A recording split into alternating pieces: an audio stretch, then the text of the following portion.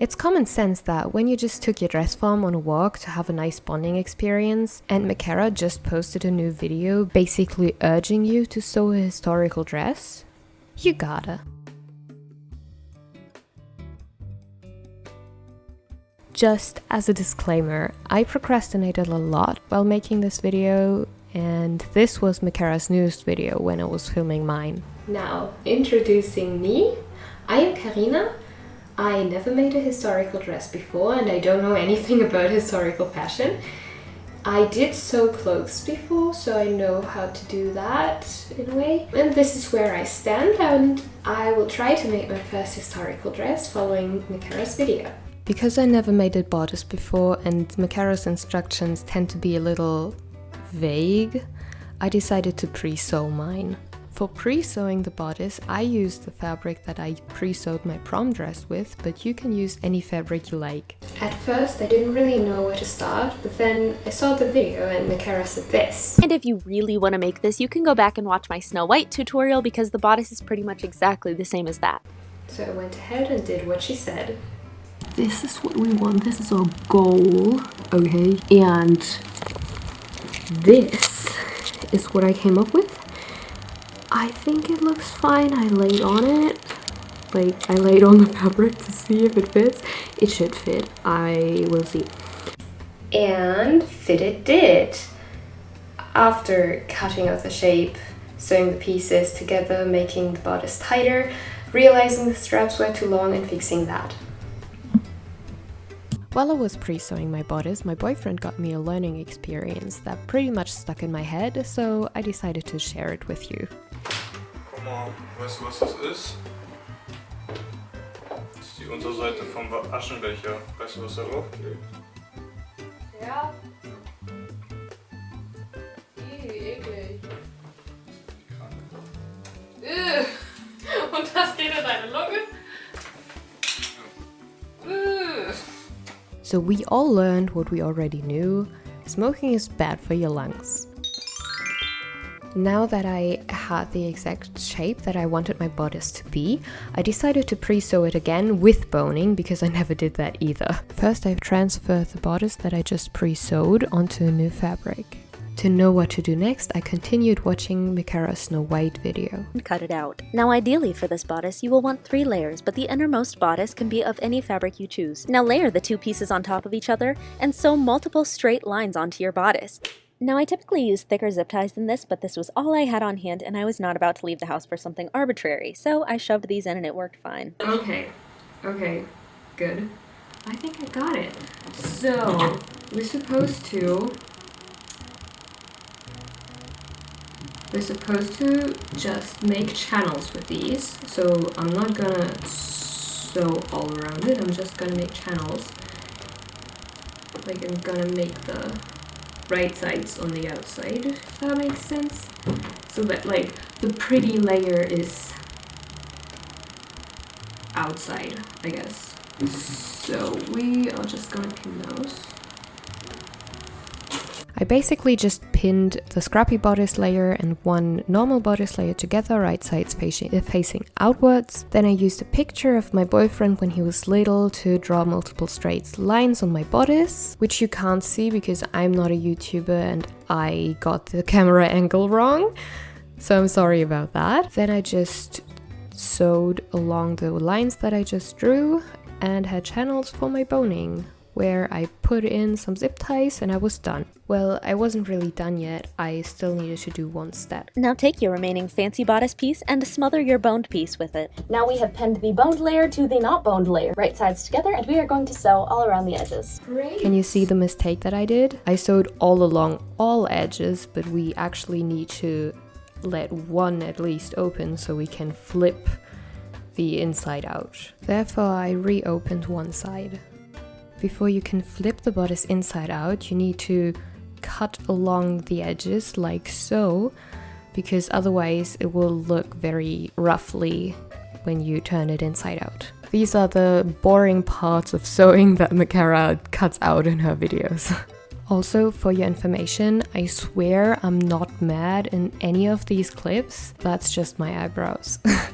And I guess I look a little grumpy when I try to concentrate. I did exactly the same with the back parts of the bodice, sewed it together and had my beautiful bodice.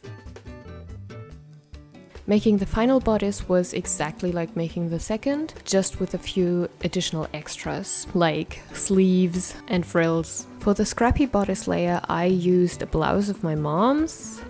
I hope she's not gonna miss it. Use this moment to take a sip of water. You know, drinking is important. Speaking of water, when you go hiking, either take enough water with you or always be within walking distance to a water source. My boyfriend and me ran out of water while hiking thrice. While it always worked out for us, it probably doesn't always. And we all know the saying, no water, no hiking. Okay, back to the video. Okay, so I got the things done. Like, this is the back, those are the back sides. They are straight across. You can see like the boning is on the inside, so from this side you can't see that there's boning. I'm just gonna basically put them right sides together,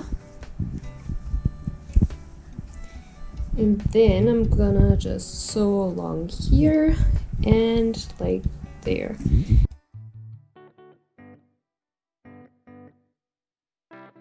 For getting the shape of the sleeves, I used my mom's blouse that I just mentioned. If you do the same, make sure to try the blouse on and see if the sleeves fit first. Okay, wait, the blouse is actually really cute like that. I cut out the sleeves and sewed them together. The only thing left to do was attaching them to the bodice. I actually explained that step in this clip, but you can see it for yourself. This is the bodice with the sleeves attached.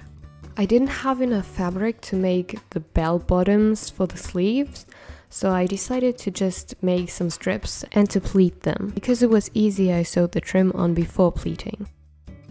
The upper ruffle was sewed on after sewing the pleated part to the sleeve. For decoration, I used the same stomacher that Micarah did, and sewing on ruffles doesn't really need to be explained, right? For the skirt, I actually just had half the fabric that I needed. That's why my skirt is not as poofy as Micarah's in the end, but I got it from my grandmother who passed away, so there was no way of getting more. But I'm not complaining. I actually had this fabric for years and never knew what to do with it. Actually, before I made this dress, I asked my dad what he thought of the fabric and what he thought I could do with it, and he just said it was terrible and maybe curtains. So when I saw Micarah's video, I just thought the fabric is perfect for this. Oh right, the video. Because I had so little fabric, I decided to make a fake underskirt to make the skirt a little wider. So that is what the white fabric is for. The white fabric is actually a thrifted tablecloth. I pleated the skirt and the fake underskirt and then sewed both together, following Micarah's instructions. Instead of ribbons, I decided to make a belt that basically goes around the skirt on the upper edge to make it look a little prettier. That was kind of a bad idea in the end because you can see the white belt sometimes when I lift my arms, but I still think it looks pretty neat, so this is what I did. I kind of spoiled you before because when I was pinning the skirt on the dress form, I already had my underskirt done, but I actually made the underskirt. I did everything exactly the same as Micarah's diagram. The only thing that I did differently was that I just took 4 pieces of fabric and then made boning channels between 2 of them each. Making the pocket hoops was actually not that hard. The only thing that I noticed was that I probably would have needed to make the pocket hoops bigger. You could see that they were not that poofy. Now the dress was almost done. There was just one last step we needed to take. And with we, I mean I often talk about myself as if I were multiple people. Do you do the same? Is that strange? Now wander around your house looking under mattresses and tables until you find a singular fake rose.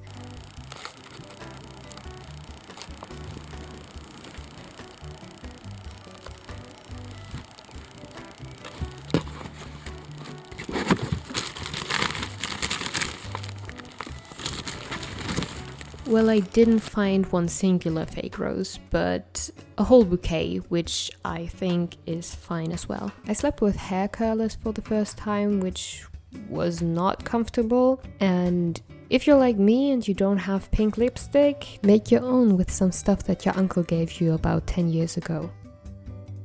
Now we can all witness the rare circumstance of Karina doing her makeup. I actually do like makeup a lot, but I'm always too lazy to do it. Ladies of the day had barely any eyebrows. Thin eyebrows were the styles.